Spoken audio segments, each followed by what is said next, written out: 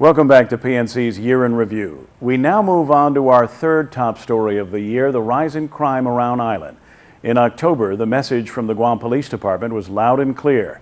To stem the recent rise in serious crime, senior GPD officers emphasized their need for help. More police cars, more officers, and the public's help and cooperation too. It was unusual to see this much police brass in one place for a news conference yesterday. Acting Chief Colonel Maurice Sayama, Acting CID Division Chief Lieutenant Ron Titano, and Bureau Chief Major Fred Chargaloff. The occasion, ostensibly, was a happy one, the announcement of the arrests of 2 suspected felons accused in recent serious crimes. But the conversation quickly turned to the seriousness of the recent rash of serious crimes on Island and the need that the Guam Police Department has for help to fight it. This is one of those times when we find the person based on good police work, but there are times that we hit dead ends, and unless the community comes out and says, hey, this is what I got, this is the guy or girl or whatever, we need that community to continue to give us information. You need more support. Yes. While we're making strides in closing out and making apprehensions, it seems new players come into the picture and start escalating their level of violence. Lieutenant Titano pointed out that criminals are not all stupid. They know GPD is short on patrol cars, short on officers. They see the weaknesses. And unfortunately, it's a true fact at this point with the questions regarding our patrol cars, the questions concerning our manpower strength, is that they study us. They conduct counterintelligence against us and identify our weaknesses and the vulnerabilities on society and go out and do what they do. So you need more men on the street, you need more patrol cars. Definitely. Absolutely. And support from the public. Definitely. Yes. The senior brass all agreed that drug abuse lies at the root of many of these recent crimes, but Acting Chief Colonel Sayama also spoke about the complexity of the causes of crime. Drugs is usually the root of all evil, as I like to call it, but it's really a more complex issue other than just saying it's drugs. It's not that.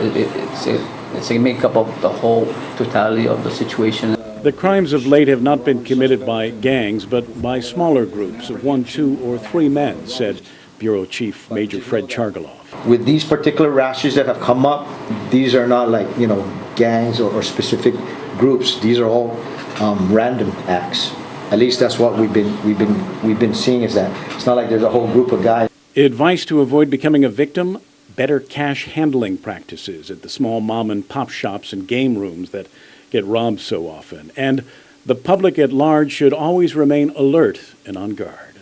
One of the things that we like to advocate for is good cash handling practices when it comes to businesses. And again, even those mom and pop stores, and unfortunately they just continue to have bad cash handling practices. So one of the things we'd like to put out to them as far as crime prevention is create better cash handling practices. Don't set patterns. Don't take the same route. Maybe come out a little bit earlier or get out a little bit later so that it throws the perpetrators out there, because that's what they're looking for. Like Lieutenant Ron was mentioning, is they're looking for patterns. They want to see that we're creatures of habit, but we want to try and do this. So key thing is change your habits. If victims or the citizens do not take those precautions seriously, they're just going to continue to be victims. Well, we've made it to the second top story of 2013, and PNC's Janella Carrera joins us now in studio to tell us more about it. Janella? Thanks, Kevin. Our number 2 story is the devastation of Typhoon Haiyan in the Philippines. PNC went to the Philippines to see the devastation firsthand, and we had a 5-part series on the Guam medical mission to the Philippines. One of those stories involved the Martinez family from Daan Bantayan, Cebu. While they struggled to rebuild their lives after the worst typhoon they've ever experienced, their struggles are only compounded by the uncertainty over the fate of their son in Tacloban, the town that was worst hit by Super Typhoon Yolanda. Eufrosina and Plutarco Martinez have 8 children. 7 of them are in Daan Bantayan, Cebu, the first mission site of the Guam Medical Association team about 2 weeks ago.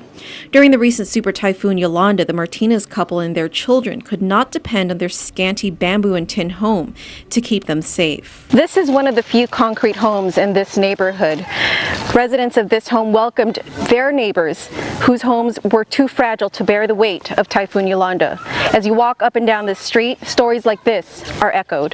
Euphrosyna tells me that after Yolanda passed, there was nothing left of her home. But even then, she and her family worked tirelessly to put the pieces of their house back together. Mahiya naman kami mag-ano sa kapitbahay namin. Ilang araw po kayo doon sa kapitbahay nyo? Yun, bagyo. Pag bagyo, pagkatapos, nag-ano na kami. Nalipad yung mga sin. Hindi naman nun, sige lang, basta mayroon kami higaan, di ba? Dito na po kayo natutulog? Dito na lang po. So, ilang araw po, nung lumampas po yung bagyo, paano nyo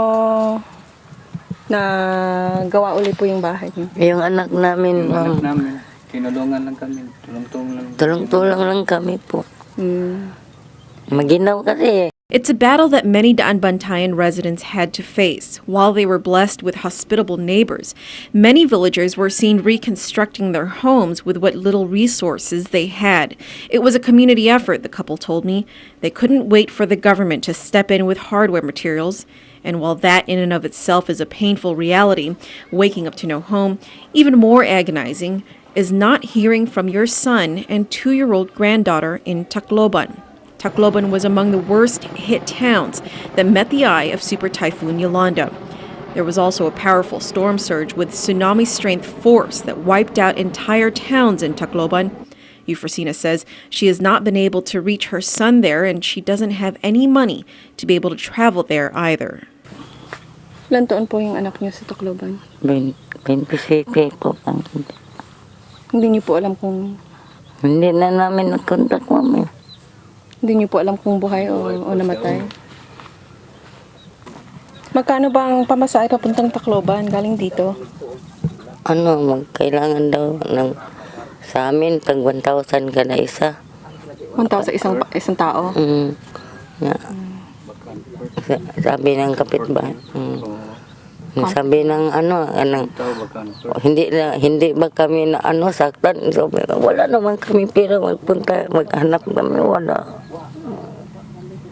Mahal naman namin yung anak ko.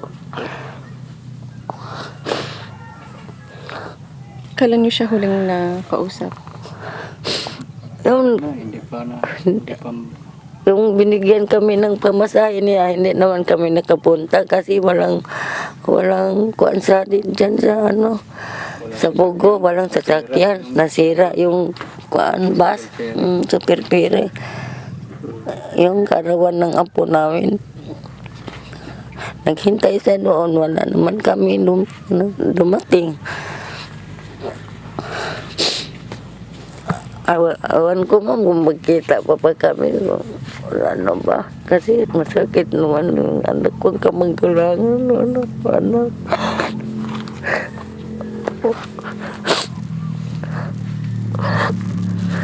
Sakit yung anak ko.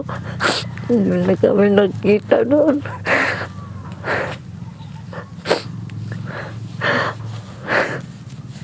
Ano po kung mapapanood po ng anak niyo ito? Ano po sasabihin niyo sa kanya at sa apo niyo? Masaya ako. Wala akong makahilang na. Umiyak na lang ako. Kasi wala akong pera na. Puntaan ko na. Hindi ko naman alam kung saan siya nakatira. Hindi pa man ako nakapunta doon. Her husband, Plutarco, is a fisherman, like many of the villagers in this fishing town. He still doesn't know what the future holds for them or how much longer they'll need to depend on relief goods to survive. Ano po ginagawa niyo ngayon? Paano kayo nakakakain? Yung bigas binibigay. Binigay ng relief goods. Yung binibigay po nila? Kasi wala naman kaming Anak po. ng isda makuha. Pagkatapos dumating yung mga relief, paano po kayo makakatuloy, makakabuhay? Hindi, wala pa kami ng hanap buhay kasi wala namang mangingisda. At the time that we visited Daan Bantayan 2 weeks after the typhoon had passed, the town was still without electricity. Food and medical supplies were scarce, but aid was clearly on its way. And again, we'd like to thank Docomo Pacific for their generous support. Stay tuned for more of your year in review. We'll announce a top story of 2013 after this break.